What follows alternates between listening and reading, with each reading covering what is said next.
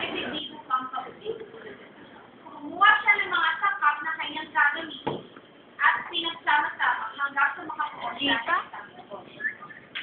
Pagkatapos niya idaan ito sa mahabang proseso, naisip niya itusubok ito sa mababayang kanyang sitwasyon.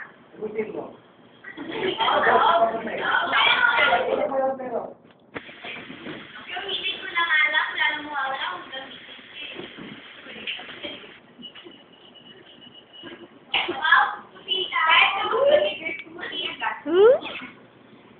Agad niya ito sinubukan sa epektibo nga.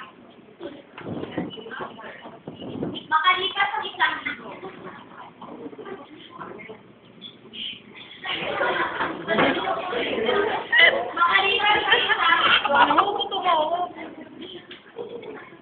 Oh my God! Tipo na ang Pilipino pa! Oo nga, girl, ang ganda mo. Pagod ang nabay. Oo nga, nagalan na kayo kami yan. Upang ang kunani, bago nangyari sa kanya, halik naman ang isaw sa loob ng bahay.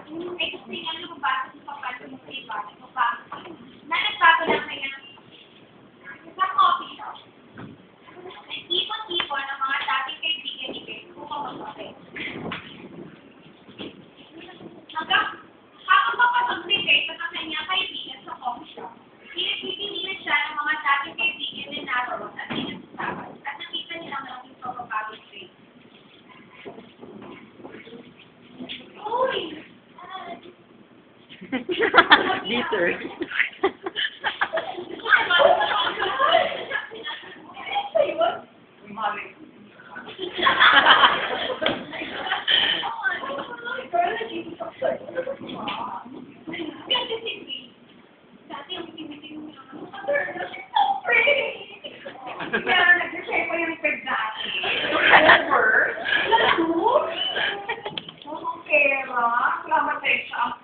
Lola ko. Girl, di ba? Dati, dancer lang yun sa kanto. Gosh! Ano ba yun? Isang kanon, yung lola mo, nalagitan. Girl, kakalungan.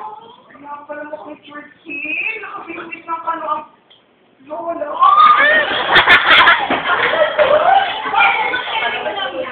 Girl, totoo naman ako sa Pinatawa. Hello, Abby. Hello, Whopper. Kala ko yung Jana Jones ka na, te. Dito na ako sa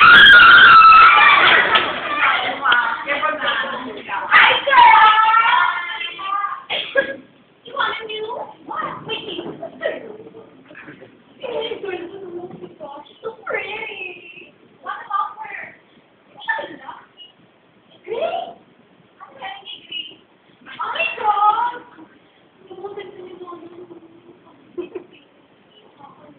Grabe, over! Bakit?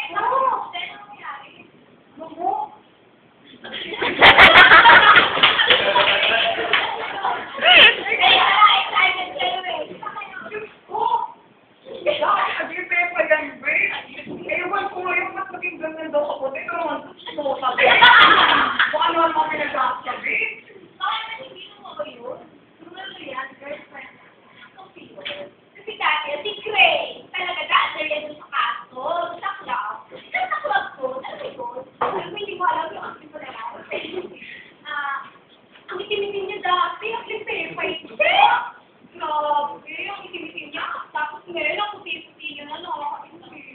Ay, naku guys, kung nalaman yung pag-usapan niya, nakakikita ko yung mga tips niya nung pag-usapan lang niya. Ay, naku, totoo yan, Seba, alam sa buhay. Dahil ko gamit ako. Ay, parang kaya ako.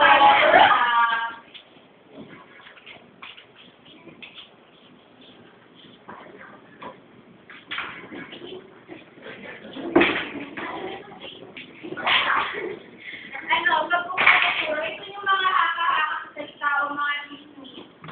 Ano na chismis sa atin, i-familiarize na rin sa atin kasi marami na rin chismis ang nagaganap sa mundo. Ngayon, wala na lang ba? Nakabago na yung generation natin, marami na aka-aka mga salita. So, Yung panuli ko na to, yung ginawa ni Abby, yung kinokontrol niya yung mga ugali ng ibang tao. Yung first business, yun. yung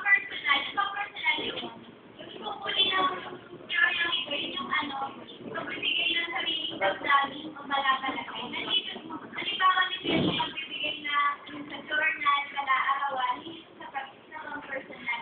Tapos, yung sa play namin, nandun yung, wala namang mawawala sa akin kung gagamitin ko yung sabon. So, yun yung nagiging palagay ko, na wala namang mawawala. Meron pa salitang kabalbal. Yung ginagamit kong sabi kong friend kanina, yung mga salitang kalye, yung mga ginagamit. Ito, baklang. Bakit formatibo? Ito, ito naman ay may inalaman sa pagbibigay ng informasyon sa paraan ng pagkasulat at pagsalita. Guys, kanina, nagbigay rin informasyon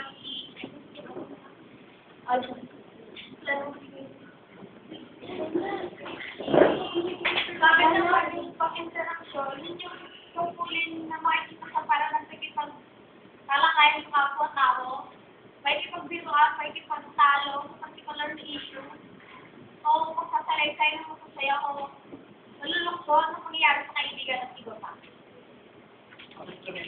Yung training ko na para mga kailangan tao, ito naman produkto.